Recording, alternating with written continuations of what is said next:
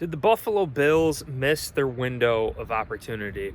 Hey everyone, welcome to Bills News Consolidated. Today we're going to discuss Brandon Beane, some moves I think he should be making, just some of the fatal flaws of the 2022 season that really revealed a lot. And it really started with the signing of Von Miller, allocating all of that money to Von Miller. Currently, the Buffalo Bills going into this season are about $20 million over the cap. I know the cap did increase to roughly $224 million. The Bills are still at $247 million entering 2023. And this is definitely a concern because of the players that we would like to re-sign, right? Tremaine Edmunds, Devin Singletary, Jordan Poyer are all free agents here. Roger Saffold and some other players too. We paid big money to that really we were kind of expecting a little bit more, right? Even Von Miller going down with an injury. I think he did well, but still expecting a little bit more. So in my head here, Brandon Beane has a lot of fussing around. By March 15th, coming up, we have 1 month. By March 15th, Brandon Beane is going to have to sort all of this out and get this under control. And keep in mind, he's going to have another $7.25 million for the NFL draft picks. And that leads me to the first point here in strategy that I think Brandon Beane is definitely going to have. He's going to have to use it.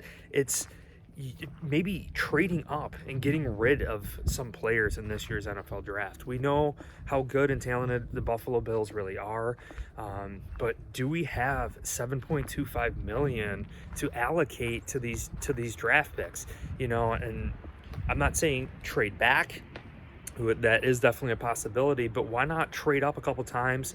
Maybe trade up in the first, get a talented player, trade up in the second, get a talented player, and just be done. It'd be done. Now, my thoughts on actually re-signing Tremaine Edmunds. Is he worth it? Jordan Poyer, is he worth it? Devin Singletary, is he worth it? What is going to happen here?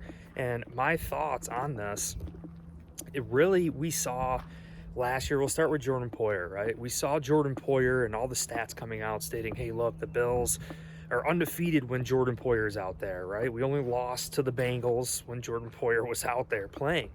But keep in mind, Micah Hyde wasn't there, right? So it wasn't just Jordan Poyer. It was also the Buffalo Bills without Micah Hyde. And knowing that Micah Hyde is going to be coming back next year for the Bills, as long as he is out there, he's that veteran presence in the back end of this defense.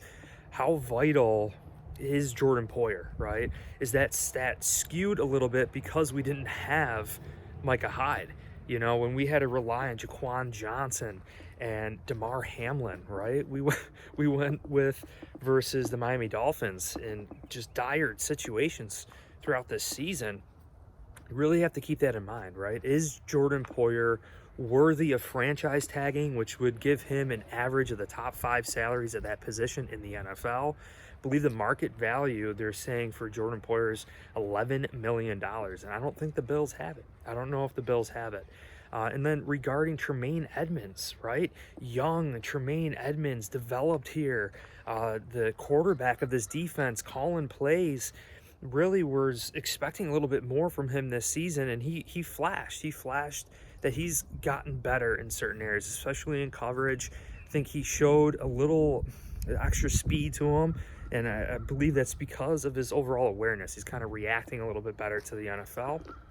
Now, Tremaine Edmunds, man, it's just so sad because we really don't have the capital to re-sign him. Tremaine Edmunds could easily go into this free agency that, to me, doesn't have a lot of top-tier talent. I think this year's free agency isn't that great. It isn't really the best free agency.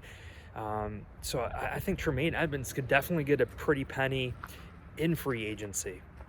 And the other point, too, my strategy as a GM, if I was Brandon Beane, is, you never want to sign a player before free agency and then have him feel like he could have gotten more, or he should have went somewhere else, or have that regret.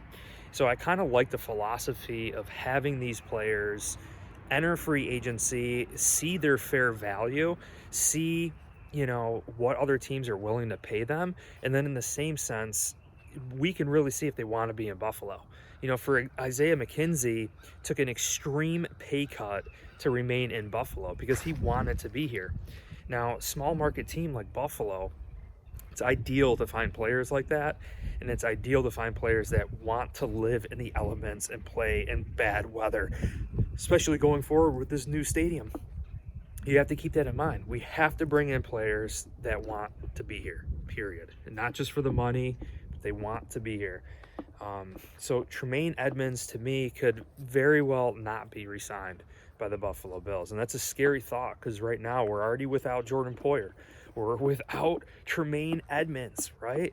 And Devin Singletary is the other guy, the next guy. I think the Buffalo Bills could very well do without this upcoming year. And really, it's because of the emergence of James Cook. Towards the end of this season, we saw James Cook be dominant. I saw him take another leap, especially in that RPO style scheme when Josh Allen's in shotgun. You know, when Josh Allen's under center, he's not a dynamic passer, right? When we're under center and we're trying to run the ball, I think we're effective, we're great. But Josh Allen, we're taking away Josh Allen's passing abilities by doing that. And then when Josh Allen's that threat, when Josh Allen is in shotgun and we're utilizing the RPO, James Cook, Devin Singletary, Zach Moss, going back to him, they really weren't too effective. Now, James Cook, to me, is the best out of that formation, and we saw it with the Eagles, right? And we see it with the Chiefs. We need to find running backs that fit that scheme. And the other concern here that I have is Aaron Kromer, right? Aaron Kromer, I think, is one of the best offensive line coaches in the NFL, and having him be with this Buffalo Bills offensive line for an entire season, I think he's going to know exactly what to look for in this year's upcoming draft, also maybe free agency.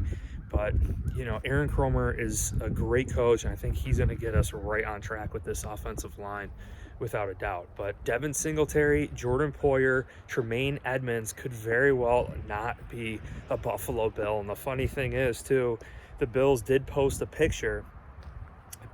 The 2023 season starts now, and not one of them was on that photo. So again, I pose this question to you, Bills Mafia.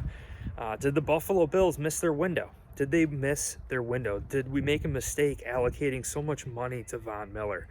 You know, and I think the proof is in the pudding there. Allocating that money to Von Miller in this defensive front, they're supposed to get pressure. They're supposed to make things easier for the back end of this defense, including Tremaine Edmonds, you know, including the linebackers and Jordan Poyer and the back end, right?